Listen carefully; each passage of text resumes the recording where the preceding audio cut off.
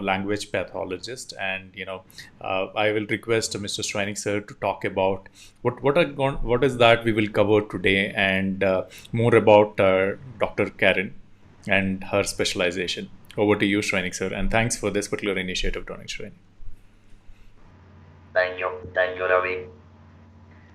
First of all, I would like to invite and welcome dear friend Caryn from US.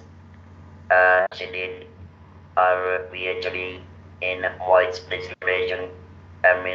She's having the experience for nearly 3 decades and doing a wonderful job. Before I speak a bit more about Dr. Caryn, I would like to talk a bit with the community that imagine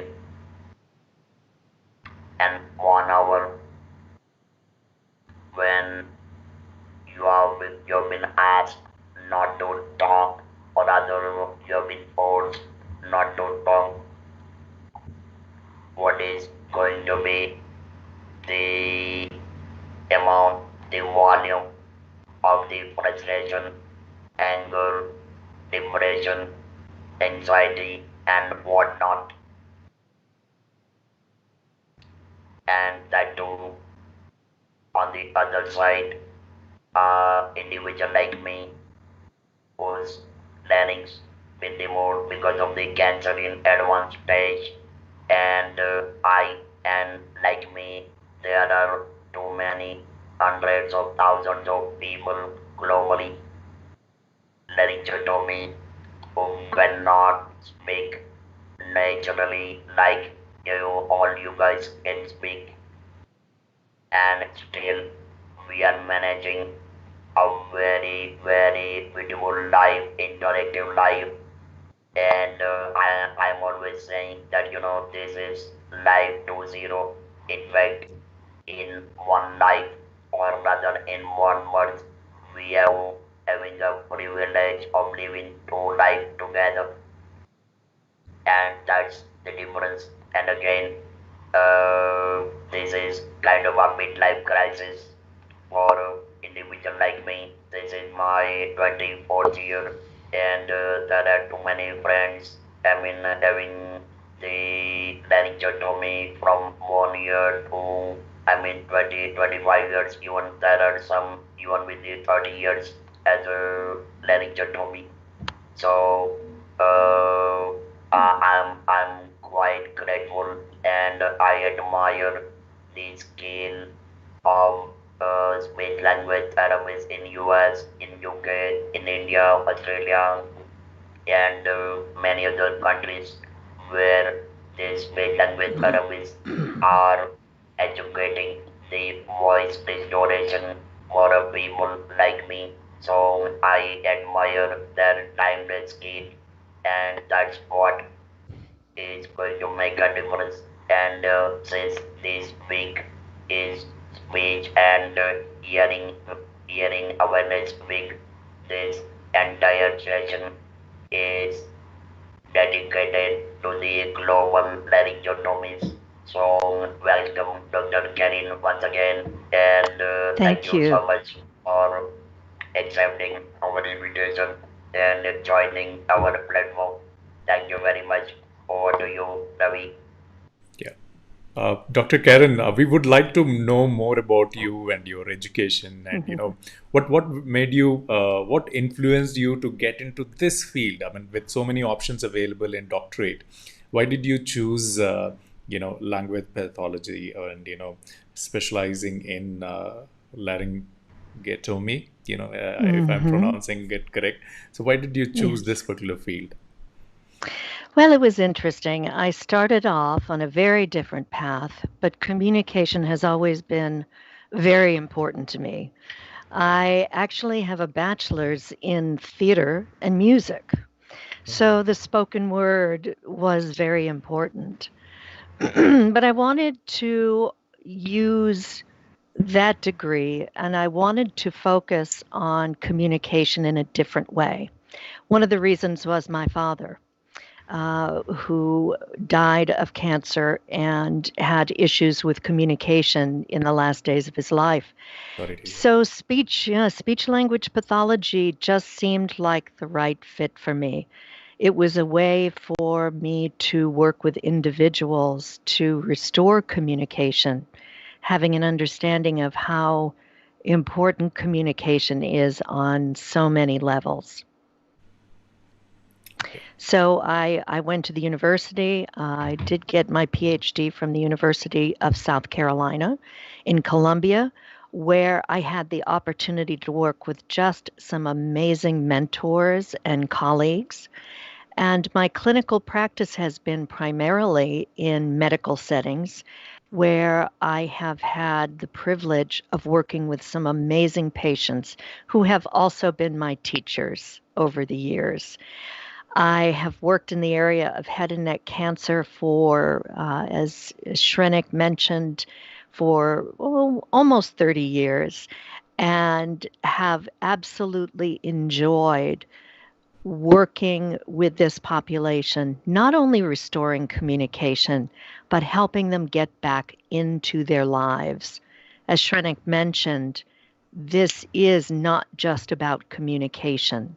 That is a huge piece, but there's another piece, and that is helping people just process what it means to be a laryngectomy, what it means to have a challenge with their communication, what it means to have lost their natural voice, which is so tied up in our personality for so many people. And so, my practice, I take a holistic approach to treating persons with laryngectomies that includes support in these other areas within my scope of practice. Speech language pathologists in the US, it is within their scope of practice to counsel with regard to the communication disorder. And I've also realized the importance of including family, Mhm. caregivers, and friends in that therapeutic journey, because cancer doesn't just happen to the patient. Communication loss doesn't just happen to the patient. It happens to everyone who cares about them. Yeah. I'm seeing this trend lately, and on most of the people who come onto the show, I see one of the family members is affected by one of these issues. Like I see parents or mothers who have kids with Mm. autism, getting into teaching autism. They learn how to deal with the kid, and then they go beyond of the thought process of helping other kids and taking the practice forward. So I see your father as an influence for taking up. Hmm. Yeah. Yes, he was a huge influence in my decision of where to go next in my education and how to uh, use my love and appreciation of communication in a different way. Okay. And I really feel in many ways that I stumbled into speech pathology, but over the years I've come to understand that it is absolutely the profession for me, and what an amazing fit it is, and how joyful it has been to work in this area and work in particular with head and neck cancer patients. Okay. Dr. Karen, what did you mean when you took this subject or the topic for this particular show as beyond communication? So, what exactly you meant by that? Mm. What I mean is that as a speech language pathologist, yes, we do work with restoring communication. And in the laryngectomy population, that can be one of four ways. It can be through use of a tracheoesophageal voice prosthesis. It can be through use of an artificial larynx, as Shrenik uses. It can be esophageal speech. And it can also be augmentative communication. Uh, a device that is different from the three methods that I've mentioned. But it's not just about communication. There's so much more that happens in that therapy room. People who go through this process, and Shrenik can speak to this, often lose more than just communication. They struggle in greater ways. There can be a lot of emotional turmoil associated with this diagnosis and then with the surgery to cure the cancer. And so, as a speech pathologist, I realized early on in my work as a graduate student that it was more than just communication, that I was also supporting this patient. We're in a unique position to develop a wonderful relationship with our patients. Typically, with a head and neck cancer patient, speech pathologists will have a very long relationship. They will return to the speech pathologist. A lot depends on the type of voice restoration, but for some of our patients, we have a very long, rich relationship with them.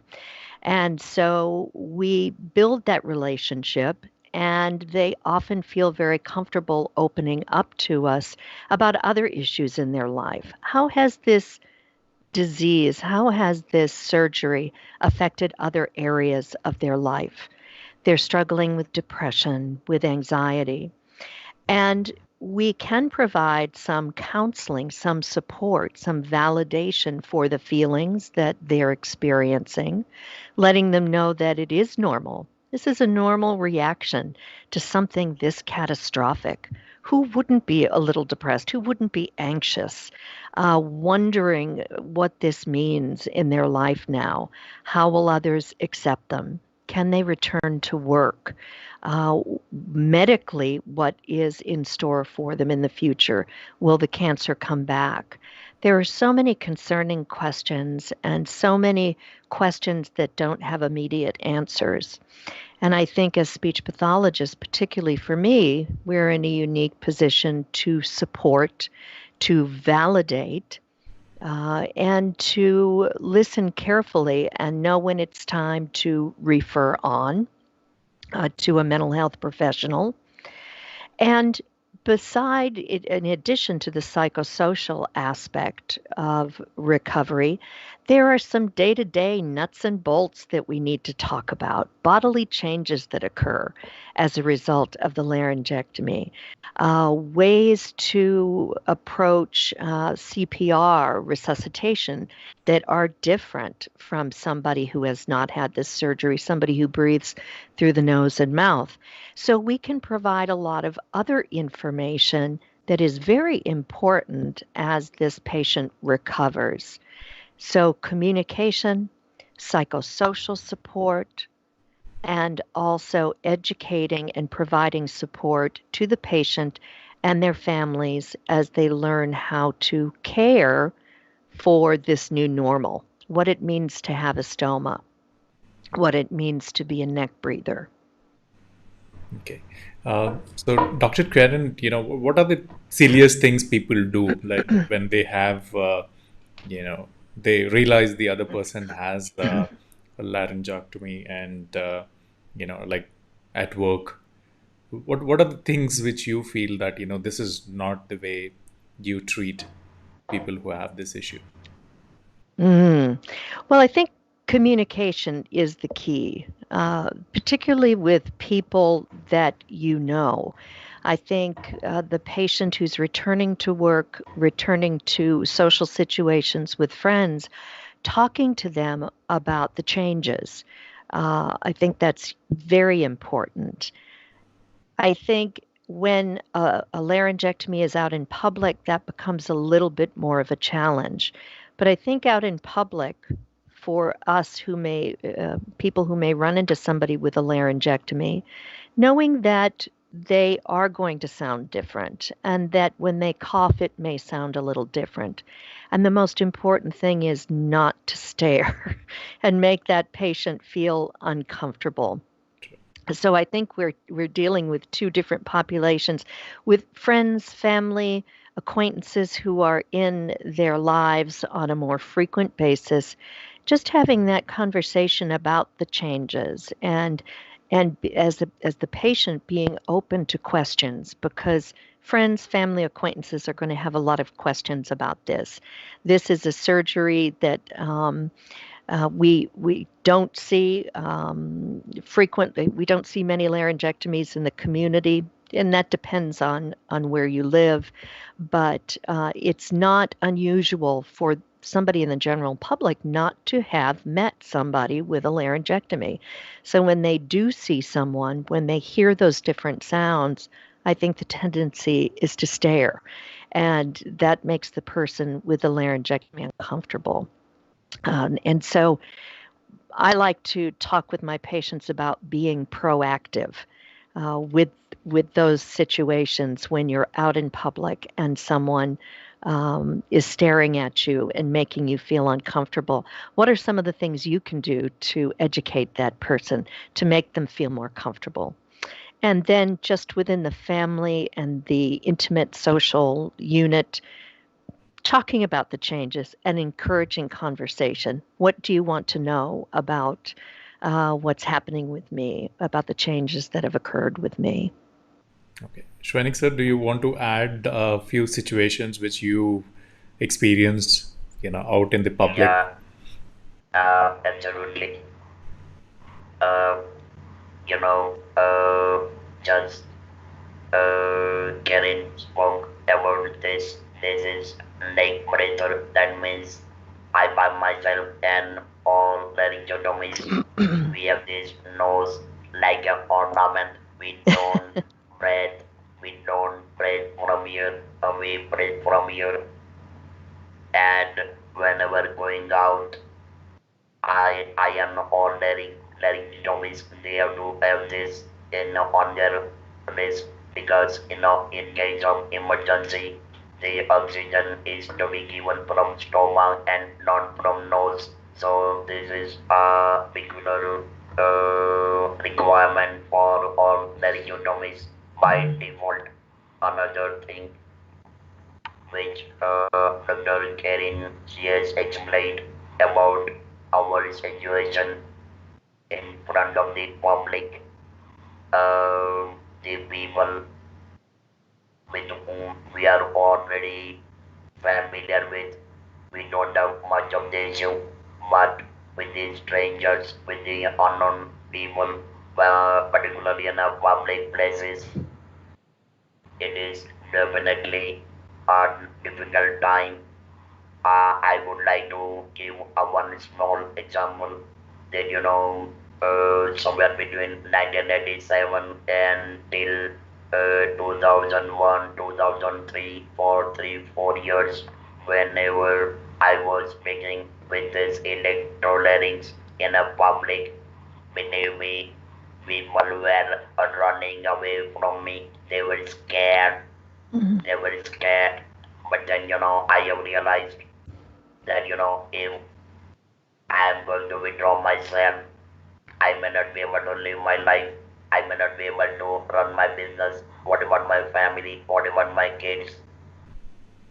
And that particular situation helped me to what I am today.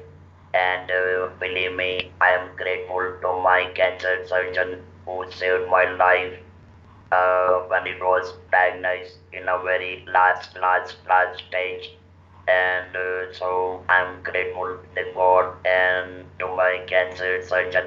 And last but not the least, this for this specific session, I have invited general public, not only laryngectomy, but general public to attend this session for simple reason that the fellow laryngectomy don't find embarrassing situation when they see people like me speaking in public. So this is one of the reason I have planned this session and I have invited general public to this session as well. Shrenik, I think you make a very good point. How do we spread awareness? How do we make the general public more comfortable and aware? It's through programs like this. It's through educating one person at a time. It's standing in line at a checkout and having someone sort of look at you differently. And rather than you retreating and running, you turn and you share your experience and you explain to them what's going on. It really is one person at a time. And this is such a wonderful program because this you're reaching so many people, not necessarily in the medical profession, who need to be aware of this condition so that when they see someone who's speaking a little bit differently, who sounds a little bit differently out in public, they feel more comfortable. And they don't necessarily stare and make you feel uncomfortable. And you brought up another important point, too, with the emergency bracelet. I think the general public does, should you have an event where you needed medical attention, you needed someone to perform CPR, uh, chances are, and we hear so many stories all the time about laryngectomies being resuscitated through the nose and mouth, as in traditional resuscitation, which just is not going to be helpful. So, again, increasing awareness by wearing that medical bracelet that alerts people that there is something different, and that you do breathe differently and you need to be assisted differently. And educating our emergency responders, one responder at a time. We just keep at it and you don't give up. And I think, Shrenik, you're such a wonderful example. You have not retreated. You have embraced this. You've made it your life's mission. You provide education and hope to so many people. You are such a great example of what I know and what others know, that there is life after laryngectomy. And in some ways, there's a better life after laryngectomy. Yeah, thank you, Dr. Caryn. I recently saw this on the news. One of the reporters from NBC News, if I'm correct, the audience, the one of the viewers have actually requested her to go for a treatment. He predicted that her voice sounded different than usual, and she went through one of the tests, and then realized that she had this early symptoms, and she had to go through some treatments, and luckily this was like the earliest stages. So what are the symptoms? How do you know that there's some issue, and you get to go and get checked? I think one of the first symptoms that people experience is changes in their voice. And often they will go to their healthcare provider. And of course, when there's a change in voice, I think it's easy to assume that this might be a cold. It might be an allergy. And I think that's one of the frustrating things for patients who ultimately realize or are diagnosed with laryngeal cancer, that they spent a lot of time going to providers and getting antibiotics because they were having vocal changes, and the thought was that this might be related again to an upper respiratory infection or allergies. So I think it's really important to pay attention to persistent voice changes, to voice changes that don't respond to that round of antibiotics. People may also experience, depending on where the cancer is, they may experience some respiratory issues, difficulty breathing. There may even be some difficulty swallowing. But I think the voice changes are what most people notice immediately, that the voice sounds different. But I would be aware of vocal changes that are persistent, that don't respond to antibiotics. If we have a cold and I have a little bit of laryngitis, I expect that that will resolve in 2 to 3 weeks at the most. And if it doesn't, that's a concern. So pay attention to that, breathing issues and swallowing issues, and then weight loss as well. That can be a symptom. Unexplained weight loss, somebody who doesn't intend to to lose weight who notices that they're losing weight. And then often we can tell just on physical inspection that there's something different in the area of the neck. So that's something to pay attention to as well. And if you do feel that you are having issues that cannot be explained by an upper respiratory infection or allergies, then to really push your primary care provider, your medical professional, to send you to an ear, nose, and throat surgeon. We would rather have this be a negative exam than to have something brewing for a while that has not been attended to in a timely manner.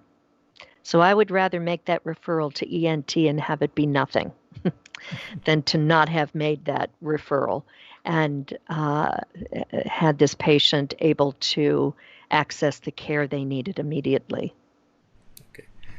Dr. Caryn, what are the precautions to avoid getting into this particular situation? Well, there are some things that we can do to lessen the chances of laryngeal cancer.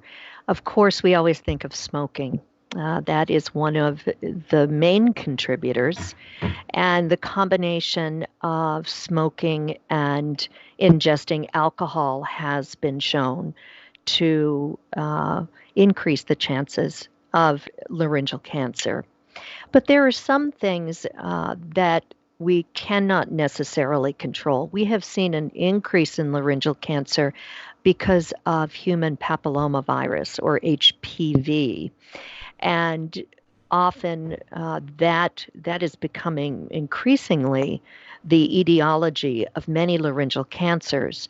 So there is a vaccine for HPV, and now that we have an understanding that this is one of the possible symptoms of laryngeal cancer, we encourage young people coming up to be vaccinated and to pay attention to that. And then there are other environmental causes of laryngeal cancer as well. People who have been exposed to chemicals now through their work certainly can develop laryngeal cancer. And then another diagnosis that we don't often think of is gastroesophageal reflux can contribute to the development of laryngeal cancer. And that is something that is treatable. Often things in the environment are difficult to control. Those kinds of factors are difficult, but smoking, alcohol, reflux are things that can be controlled and are worth paying attention to now rather than later. Yeah, yeah. This is scary, especially the last part with respect to reflexes, because I've gone through acid reflexes for a couple of months, and it was severe. I almost burned 3 layers of my esophagus, a couple of years back. But yeah, it's perfectly fine now. Uh, Good to hear. is 100% cure available? Is there any development that's happening towards curing this? Because this has been here for a long time. It has. And I would defer to our surgeons on that one. But I can say that the earlier laryngeal cancer is caught, the more likely there can be organ preservation. And by that, I mean that the patient would not necessarily lose the larynx. That combination of chemotherapy and radiation or one or the other may be sufficient if caught early enough to prevent the loss of the larynx. But I think most surgeons would agree that total laryngectomy is still a wonderful way to cure this cancer. And although there's a loss of voice, we can restore communication and people can go on to live healthy, productive lives with a good quality of life. And I know I've seen that over and over again in my practice, that while laryngectomy is a very drastic surgery and robs a patient of their voice, it can be curative. And there are a lot of factors that contribute to that. But we do know that total laryngectomy can be curative. So I would say it depends on the stage of the cancer and the other comorbidities, what else the patient brings in terms of medical issues to the diagnosis that will dictate which way the surgeon will go, which way that medical team will go in terms of managing. But cure is possible. Thank you, Dr. Caryn. My next question, you're the Voice Institute Director for International Association for Laryngectomy. So, what is your role? What is the association working on? Because when you talk about an international association, I'm assuming you're looking at the world, you're looking at people who are suffering, you're looking at the advancement in the industry and what improvements can be made. So what is your role and what is the association working on for better hope in future? Well, the IAL, the International Association of Laryngectomees, has been around for quite some time, and their mission has always been to provide international outreach. And in years past, education, support, and outreach. And in years past, I would say the past decade, that international outreach has been challenging. And it's something that the IAL has been keenly aware of and has been working to find ways to provide that outreach in a world that technology changes rapidly, trying to keep up with that technology and to learn the technology to provide that outreach. And interestingly, as horrible as this coronavirus and this pandemic has been, it has really forced, I think, the IAL and other organizations to very quickly learn and embrace the technology. But it's been a good thing. I know for the IAL, we've been able to provide some webinars of our own, and we've partnered with two of our vendors to provide educational webinars and also an online support group that truly has been an international outreach. We have had people attend from all over the world, and this is a first for the IAL in many years. We do have an annual meeting, which we were not able to have, as many people were not able to have their face-to-face meetings because of the pandemic. But typically we have an annual meeting, and we hope that we get folks attending from all over the world, but that I know is a challenge, mainly because of finances. It is difficult to get to the U.S. If you live in another country to attend the meeting. And conversely, I think it has been financially challenging for the IAL to go into another country to hold this meeting. So there's always a silver lining, and I think this year, in the midst of the COVID crisis, we've been able to address that international piece a little bit better. So my role is to organize our 4-day educational event that takes place during that annual meeting.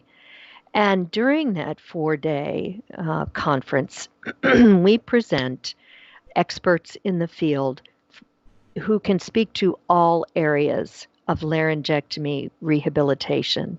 So we have speech pathologists speaking about tracheoesophageal voice prostheses, about esophageal speech, about the artificial larynx, and about other forms of communication or augmentative alternative communication for patients who are not able to access the more traditional ways of restoring communication.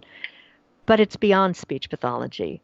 We have surgeons come and talk about the latest advances in surgery, have them talk about their research. When our last face-to-face meeting, we had some surgeons talking about their research, laryngeal transplant, so all kinds of cutting-edge research that is presented at this meeting. And in addition, we address those psychosocial issues. It's a very well-rounded presentation.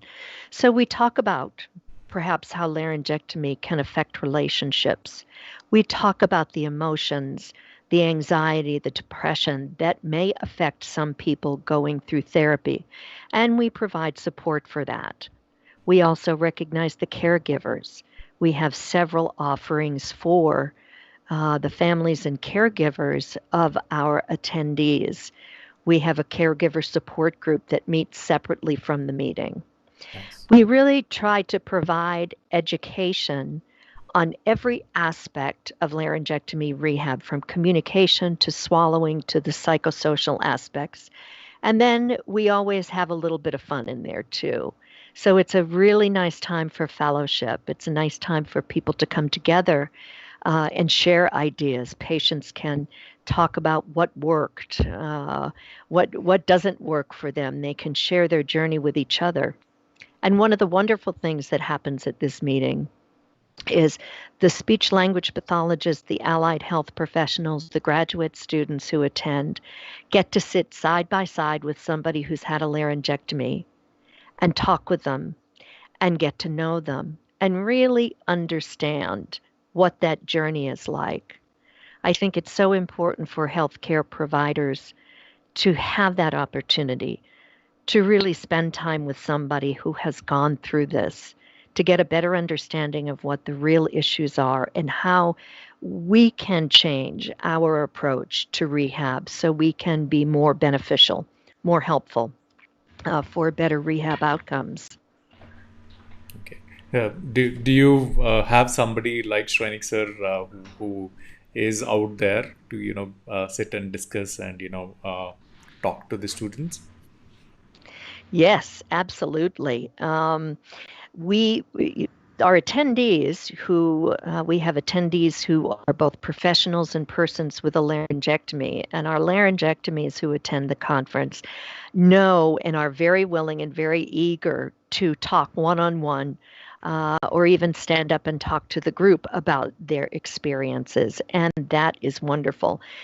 That is one of the more heartwarming, lovely things about this community is they I really have never met somebody who has gone through this surgery who has not wanted to give back, who's not wanted to reach back and make someone going through the surgery ease the burden of that journey for them, but who also has been so eager to educate professionals coming up, whether that be speech language pathologists or nurses, physicians, any allied health professional.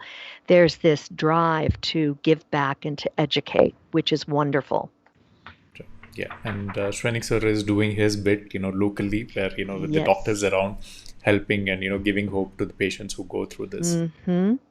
So, And sorry, please. yeah, and here in the States, we have so many laryngectomies that are on call, so to speak, to meet one on one with somebody getting ready to do the surgery, who hold support groups, virtual support groups at this point during the pandemic, but who make themselves available.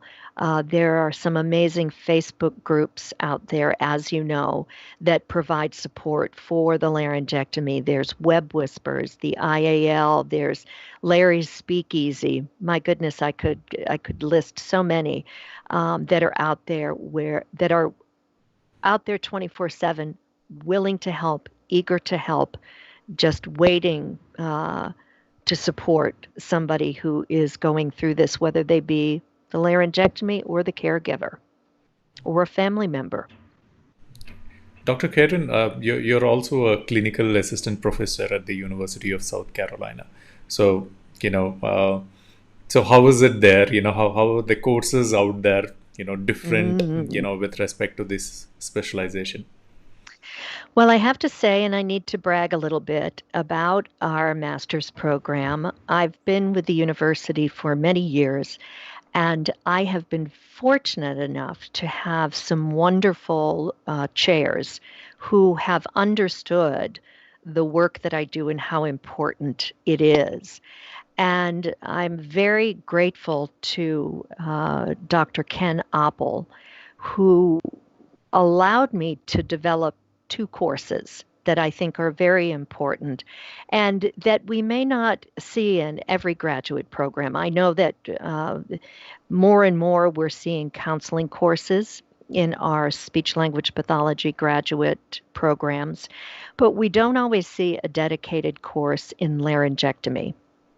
And Dr. Appel allowed me to develop this course that is all about laryngectomy.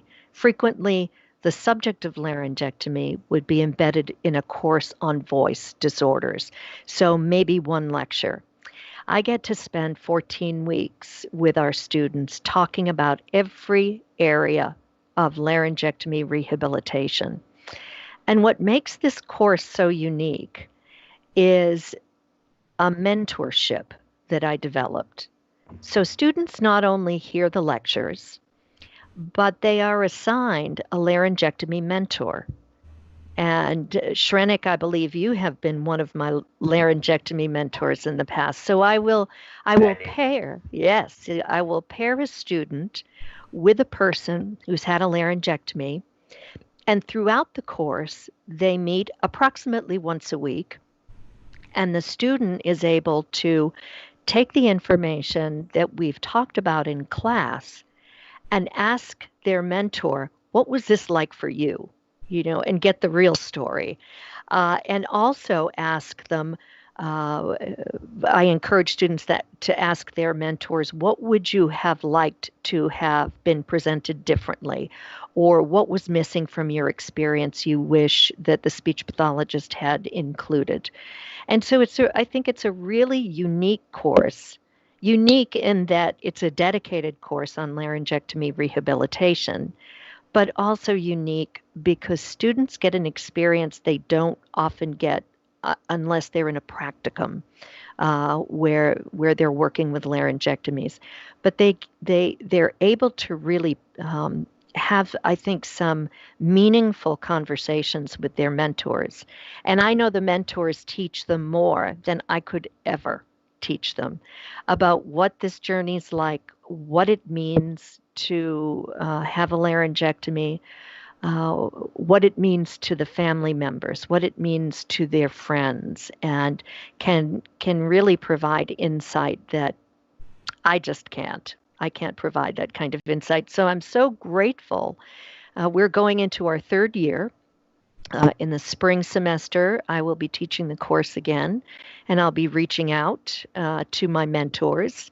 And I'm so grateful to the volunteers who agree to mentor a student because I know it takes some time and some energy, and so I'm very grateful for those, Shrenik in particular, and the others who have so graciously volunteered to mentor one of my students. So that laryngectomy course is unique. And then I also am able to teach a course on counseling that addresses a lot of what we've been talking about today. Beyond communication, how can we be supportive? How can we sit with our patients differently to provide that psychosocial support within our scope of practice, and to be there for not only the patient but the family? Okay. Shrenik sir, would you like to say something here? I would love to grab every single opportunity because this is the best way to communicate with the people, with the community, and most respectful speech language therapist, Dr. Caryn, and what she said. I would like to display something, and probably that will answer everything about laryngectomy. Just see this.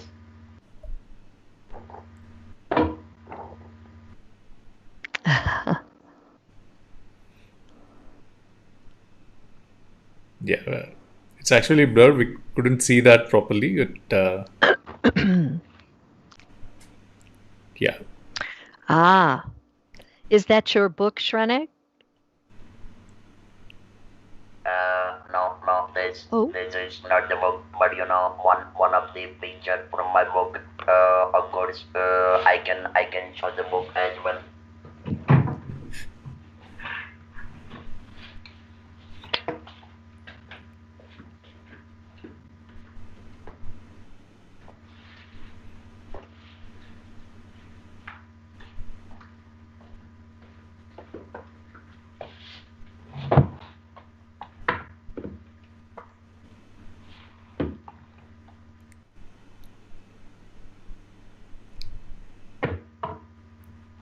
Mm-hmm. Yeah.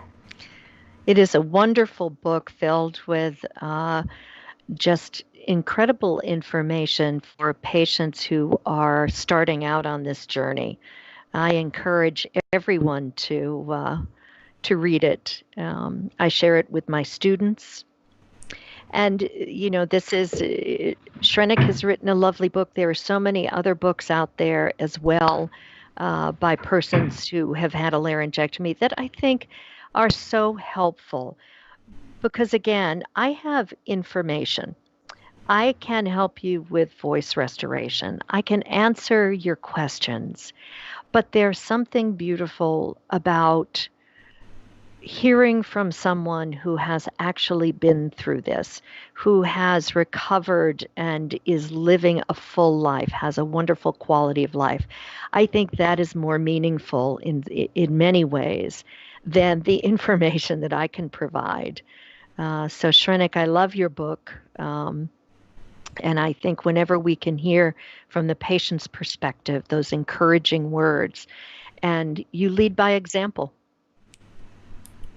Thank you. Thank you so very much. And then again, credit goes to all you speech language therapists globally. And I mean, I would certainly won't like to miss a chance of saluting what you are doing. Oh, well, thank you very much. It's a joy. It's truly a privilege for me Yeah. to see people get back to their lives, and to make myself no longer useful in your life is my goal. You're Definitely. so well rehabilitated that you just go off and lead a happy life. That is the best ending. Yeah. So, Dr. Caryn, the last question: How should people who do not have any issues, do not have any family members who have this particular issue, how should they treat people when they come across, such, patients? What is that common people can do to contribute? Either how, you're talking about psychosocial, right? How do we behave? How do Mm, we common people behave? To yeah. ensure that they're not going through disrespect, or they're not getting abused, or how what is the role we can play in terms of both awareness. Yeah. I think no matter what the differences or the disability, whether it's laryngectomy or some other physical difficulty or disability, that always treating each other with respect. I think no matter what our differences are, to to not view people who are different from us as being scary, as being someone to be avoided. I just think as a culture, and I'm speaking of a global culture, that differences are something to be embraced, whether they're cultural or physical, and that we always need to approach one another with respect. And I would hope that any laryngectomy out in the community is embraced and is not made to feel uncomfortable. And I think as a layperson, if you don't understand something, I think, and you'll have a sense of if it's appropriate, approaching the person with the difference, whether that's a communication difference or any other difference, and engaging with them and respectfully asking questions, because most people who do have unique challenges are very open to educating others about those challenges. So I think we start from a place of respect and valuing each other no matter what our differences are. And I think for those people who do not have family, you mentioned may not have friends, family, and I know that that is too often the case. I would encourage those patients to reach out to our online communities where you will find the support that you may not be getting because of that lack of family and friends. To reach out, there's a rich community out there that is eager to welcome you, is eager to support you, is very eager to answer your questions. Thank you, Dr. Caryn, for taking time out and answering all our questions, and most importantly, spreading this awareness about this particular challenge. And I would like to thank Shrenik sir also for taking this initiative and getting you on this particular show. So, Shrenik sir, anything you want to say? Uh, no, I just would like to mention one thing, that this life to zero is indeed spectacularly beautiful, because in this case you got a chance to prove your abilities and showcase what best you can do for the family, for the community, and it's like a giving it back to the community while undergoing so many of situations, ups and downs throughout the life. So it is one of the best opportunity of converting midlife crisis into a better opportunity as a counselor, as a speaker, as a moderator, and whatnot. And the sky's the limit. I mean, what you need is a fire in your lungs, and once you have the fire in your lungs, I mean, nobody can stop this. So it is really wonderful life. And again, always be grateful to all speech language therapists. Yeah. Thank you, Dr. Caryn, for being on our platform. It is indeed a huge privilege. Thank you so much for the invitation, and it was wonderful to be with you both. Thank you, Dr. Caryn. And friends, do share this particular video, because we're not only talking about the treatment here, but the psychosocial treatment, which people, general people who do not have issues, should be aware of. So spread this word out, and be respectful. And I really love the way Dr. Caryn has mentioned that I think we should be open to respecting every individual, immaterial of what difference, color, race, whatever it is, any disability. It is just not about this particular issue. So just respect them, and get to know what they've gone through and what exactly happened. So that conversation is really important. So thanks a lot, friends. Have a great evening, and thank you, Caryn, from India. Yes. Namaste. Namaste. Thank you, Take friends. care. Bye You bye. too.